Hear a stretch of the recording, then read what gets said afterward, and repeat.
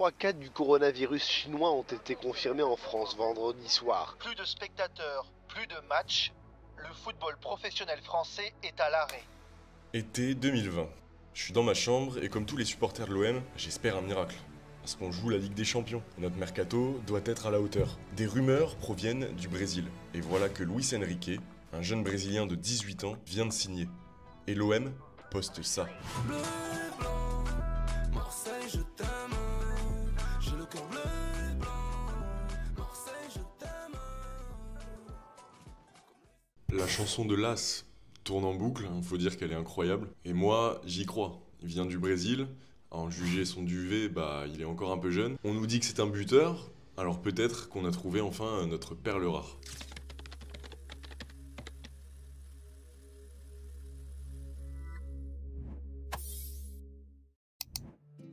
Luis Enrique a 18 ans, il est né le 14 décembre 2001 au Brésil.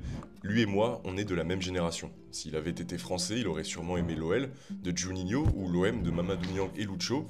Quoi qu'il en soit, en quelques mois, ce jeune homme passe de Três Passos, une ville d'un peu plus de 20 000 habitants, à Botafogo, club de la gigantesque ville de Rio de Janeiro.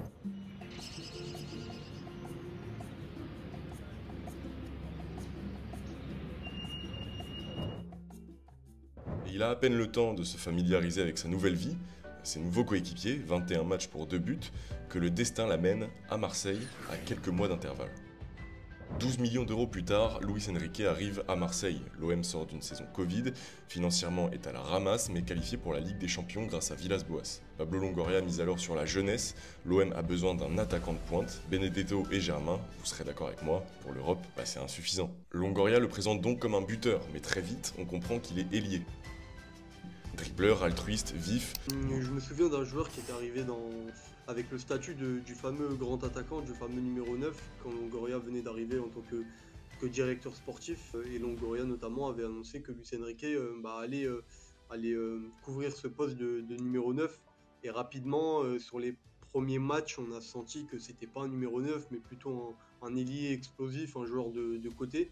Mais le plus dur reste à venir pour lui. L'ado découvre l'Europe pour la deuxième fois de sa vie, après 2 semaines de stage au Bayern, avant sa venue à Botafogo. Il découvre aussi le contexte marseillais et surtout, l'écho d'un vélodrome vide. Il a du talent, profondeur, il a le dribbling. On ne peut pas dire qu'il est trop différent de ce qu'on a déjà, parce qu'on a déjà beaucoup de joueurs, tous différents, avec beaucoup d'expérience. Après, toutes choses à travailler. Adaptation compte, capacité aussi psychologique, pression. Environ 400 personnes étaient réunies pour exprimer leur mécontentement à l'aide d'engins pyrotechniques. Plusieurs pétards ont été lancés à l'intérieur de la commanderie où un arbre a même pris le feu à l'entrée. J'ai, à cause de ça, présenté ma démission à la direction. Je ne suis pas d'accord avec la politique sportive. Dans ce chaos, Enrique n'existe pas.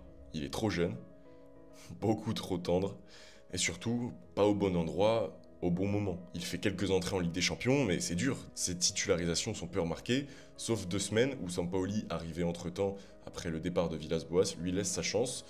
Luis Enrique l'a saisi sur le moment parce qu'il met quand même 2-3 passes décisives en 2 matchs contre Rennes, puis contre le Stade Brestois à domicile pour Cuisance notamment, je ne sais pas si vous vous souvenez, et qui furent déterminantes dans la course à l'Europe cette saison, quand l'OM en avait grandement besoin.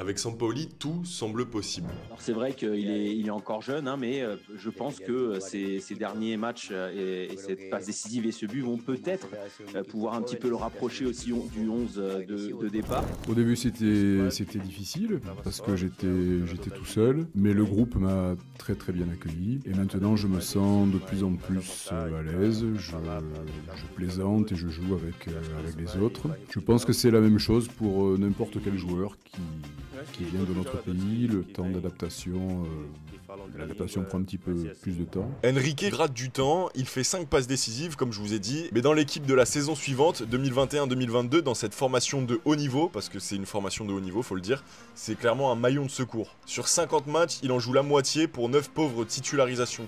Des opportunités qu'il n'a même pas saisies pour changer le regard des supporters qui commencent à s'impatienter. Un face-à-face à Angers d'ailleurs qu'il rate, tout le monde se demande ce qu'on va bien pouvoir faire de lui. Depuis le début du championnat, les Marseillais qui eux ont fait tourner avec notamment Luis Enrique titularisé, le Brésilien tout proche d'ouvrir le score en voulant éliminer Paul Bernardoni. Donc voilà, il est bon, pas décisif, agréable mais oubliable. Luis Enrique devient papa entre-temps, le football devient vraiment secondaire dans sa vie, son temps de jeu n'évolue pas, ou peu, et les contours d'un flop se dessinent.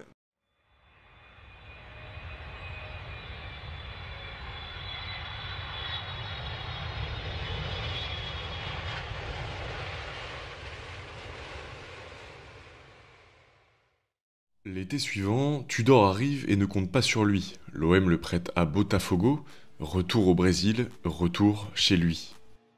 En 1 an et demi, il joue près de 60 matchs, il s'éclate, passe de 900 minutes par saison à l'OM à 2500 minutes au Brésil, plus du double. Il retrouve la confiance, engrange de l'expérience, l'OM pense lâcher l'affaire, tant mieux, va chercher bonheur, mais Botafogo tarde à lever l'option d'achat. Ironie de l'histoire, rien ne se fait, en partie parce que John Textor ne veut pas donner d'argent à Marseille, lui qui a été fraîchement élu par Aulas pour reprendre l'Olympique lyonnais. Et à l'hiver 2024, devinez qui est de retour. Après, c'est aussi le club, de par sa communication et ce qu'ils ont cherché à faire de lui. Quand tu fais enchaîner les prêts comme ça, chaque saison, en fait, t'as l'impression qu'aucun entraîneur ne comptait sur lui. Par exemple, la saison sous Tudor, il est évacué très rapidement. La saison dernière, pareil, il revient à la trêve en hiver. C'est surtout ça qui m'a marqué en fait. L'OM a enchaîné les entraîneurs ces dernières saisons et à chaque nouvel entraîneur, tu avais l'impression qu'il n'y en avait aucun qui comptait sur lui. Donc ça, c'est quand même très... Ça veut dire ce que ça veut dire sur un joueur généralement.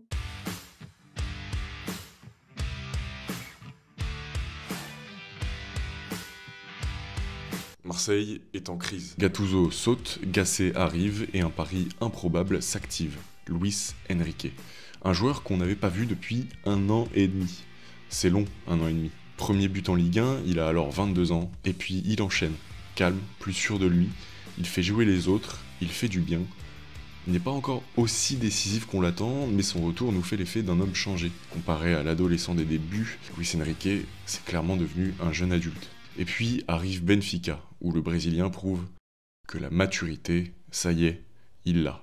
Il peut enfin assumer l'Olympique de Marseille.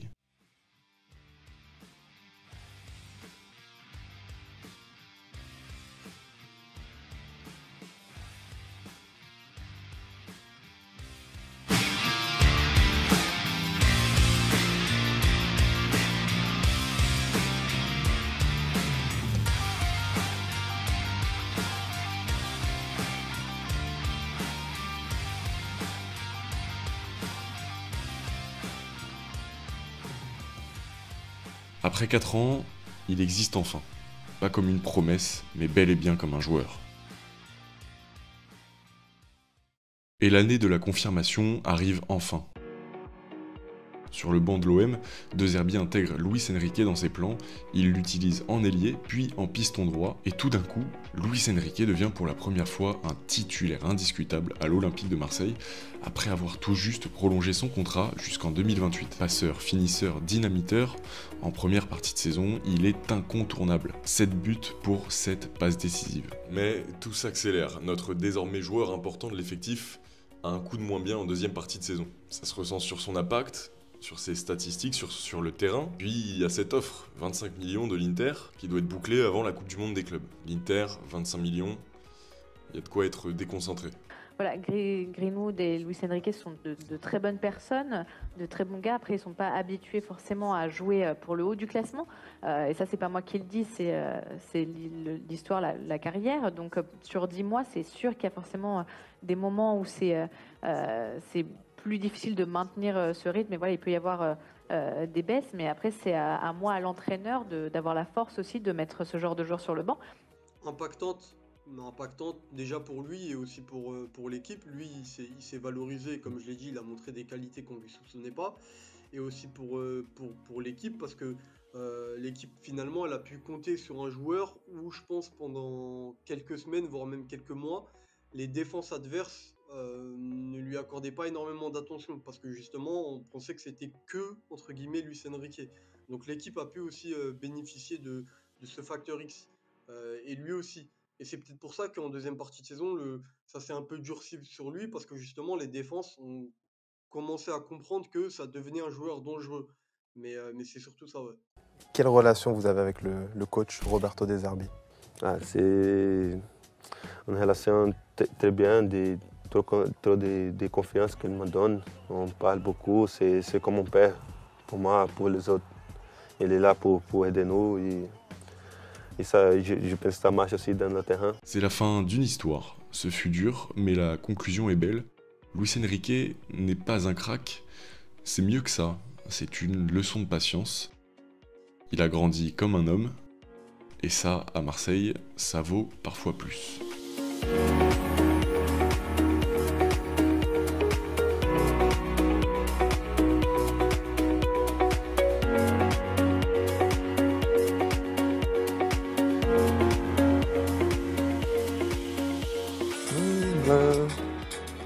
Je t'aime. Likez et partagez si vous voulez plus de vidéos narratives comme celle-ci, mais surtout, abonne-toi à Massilia Zone. Ciao.